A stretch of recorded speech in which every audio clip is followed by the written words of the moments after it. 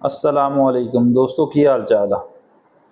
दोस्तों कल परसों का ना एक मसला आज़ाद कश्मीर ਦੇ ਵਿੱਚ ਬਣਿਆ ਹੋਇਆ ਤੇ ਉਹਦੇ ਵਿੱਚ ਕੁਝ ਮਸਾਇਲ ਚੱਲ ਰਹੇ ਆ ਗੌਰਮੈਂਟ ਦੇ ਔਰ ਮਕਾਮੀ ਲੋਕਾਂ ਦੇ। ਤੇ ਉਹਦੇ ਵਿੱਚ ਕੁਝ ਲੋਕਾਂ ਨੇ ਰਾਤ ਸਾਰੀ ਜਿਹੜੀ ਆ ਉਹ ਪ੍ਰੋਪੇਗੈਂਡਾ ਕੀਤਾ ਕਿ ਰਾਵਲਾਕੋਟ ਦੇ ਵਿੱਚ 400 ਤੋਂ 500 ਬੰਦਾ ਜਿਹੜਾ ਨਾ ਮਾਰ ਦਿੱਤਾ ਗਿਆ ਜਾਂ ਸ਼ਹੀਦ ਕਰ ਦਿੱਤਾ ਗਿਆ।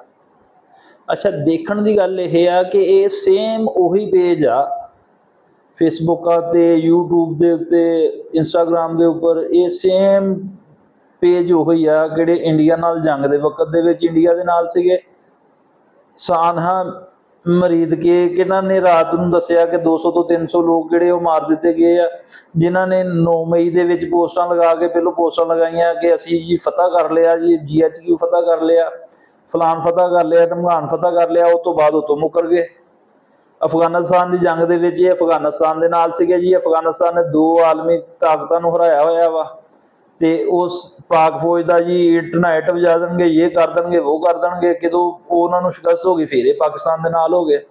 हुण आज़ाद कश्मीर च मसला होया, कुछ शरपसंद नासर जिहड़े आ वो हुकूमत पाकिस्तान के खिलाफ, रियासत पाकिस्तान के खिलाफ मुतहरक होए आ।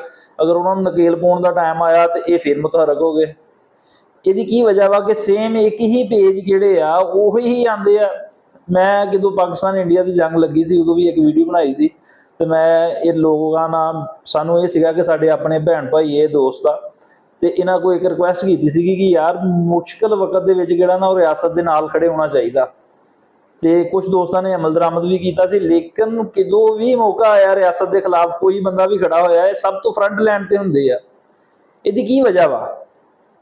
रियासत के मुखालफ आया एक शख्स जोड़ा वा कि ये अपना लीडर मानते हैं। बेशक वो ज्यादती भी हो रही हो, लेकिन ज्यादती नहीं है, अदालत के सजा हुई है। अगर उन्हें ज्यादती भी हो रही हो तो यह मतलब ये तो नहीं होंगे कि रियासत के खिलाफ खड़े हो जाओ।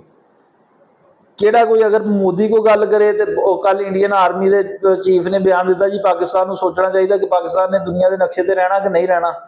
तो वो एक PTI के पेज के उत्ते पोस्ट शेयर हुई तो उत्ते टैग लगा जी कि वो इंडिया ही बचेगा, पाकिस्तान बचेगा या इंडिया बचेगा। उन्हें किया सीगा कि पाकिस्तान बचेगा नक्शे च दुनिया के या इंडिया बचेगा। तो वो पाकिस्तानी PTI का एक दोस्त उन्हें लाया सी जी फिर इंडिया बचेगा जी, पाकिस्तान के इस टाइम जो ना अमरीकी एजेंट बैठे हुए आ। यार तुसीं रियासत पाकिस्तान के खिलाफ तो ना बोलो। तुसीं कहंदे जी 300 कतल करके तो लाशां किहड़ियां छुपा दित्तियां गईयां। इत्थे तो एक नहीं होंदा, मैं जाती इंसान एक इंसान हाँ। अगर मैनू अज कुछ हो जाता वा, मेरे खानदान जिहड़ा वा पाकिस्तान के हर शहर से तकरीबन फैलिया होया वा। इस तरह ही हर इंसान का खानदान हुंदा। मेरे नाल अगर कोई कमी वाधा घाटा हुंदा वा तो मेरे पूरे खानदान के थ्रू पूरे पाकिस्तान च फैल जाता। आया इस तरह हो सकता कि 300 खानदाना के लोग जिहड़े आ वो मार दिते जान ते बाद च उन्हां दा कोई जिहड़ी गल हवा च ही रह जाए। यार कोई कम अज कम इन्ना सोचना चाहिए वा। रियासत पाकिस्तान को यह सोचना चाहिए कि किहड़े शरपसंद नासर आ ना किहड़े कि प्रोपोगंडा करके ते ये हवा दिंदे आ कि ये हो गया वो हो गया, लोगों को इंतशार फैलाउंदे लोगों दे विच। इन्हां को सबूत मंगे जान। जेड़े जेड़े पेज तो ये पोस्ट शेयर हुई है, शेयर भी की किसी की पोस्ट लगी हुई शेयर की है कि 400 बंदा जिहड़ा वा रात शहीद कर दिता गया। अगर वो 400 बंदे का प्रूफ ना दे सके या 10-20 का भी प्रूफ हो ना हो जी मैं चक के पोस्ट ला ली है तो वो बराबर का मुजरम गया जाए। लोग जो परेशान हो जाते हैं। अज एक दोस्त दुकान पर आया तो कह रहा कि यार इन्होंने कश्मीर के पाक फौज ने बड़ा जुल्म किया। मैं कहा यार कोई वीडियो आई है, कोई एविडेंस है की होया की नहीं होया।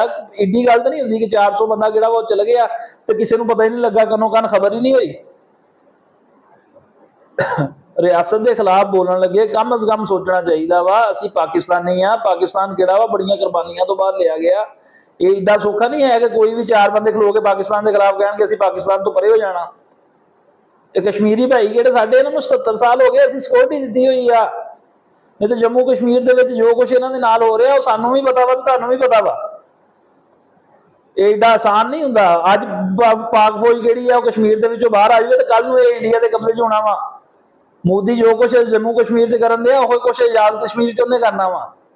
असी तो उन्होंने रियायतां दित्तियां वा, सहूलतां दित्तियां वा, पाकिस्तान च आके बिजनेस करन जिद्दां मर्जी करन। उन्होंने बिजली सस्ती दी, उन्होंने आटा सस्ता दिता। साडी अपनी कौम कित्थे पैदा हुंदी है उत्थे महंगी है, इन्हां नूं सस्ती दित्ती है। अगर असी भी अज जिहड़ा इंडिया तरह कानून बना लीए, रियासत इसनूं खत्म कर दीए, मतराजा रियासत तस्लीम ही ना करिए तो की कर सकदा साडा कोई। ਇੰਡੀਆ ਦਾ ਕਿਸੇ ਨੇ ਕੀ ਕਰ ਲਿਆ?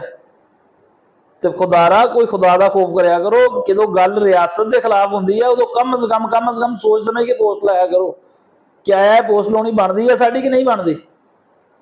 ਇਸ ਤਰ੍ਹਾਂ ਨਹੀਂ ਹੋਣਾ ਚਾਹੀਦਾ ਕਿ ਕਦੀ ਵੀ ਕਿਤੇ ਵੀ ਖਲੋ ਕੇ ਜਿਹੜੀ ਪੋਸਟ ਪਾਕਿਸਤਾਨ ਦੇ ਖਿਲਾਫ ਬਣਦੀ ਹੈ ਉਹਨੂੰ ਚੱਕ ਕੇ ਸ਼ੇਅਰ ਕਰ ਦਿਓ, ਧੂਆਂਧਾਰ ਮਿਲੀਅਨਾਂ ਦੇ ਵਿੱਚ ਲੈ ਜਾਓ ਵਿਊਜ਼ਾਂ ਦੀ ਖਾਤਰ। ਇਸ ਤਰ੍ਹਾਂ ਨਹੀਂ ਹੁੰਦਾ।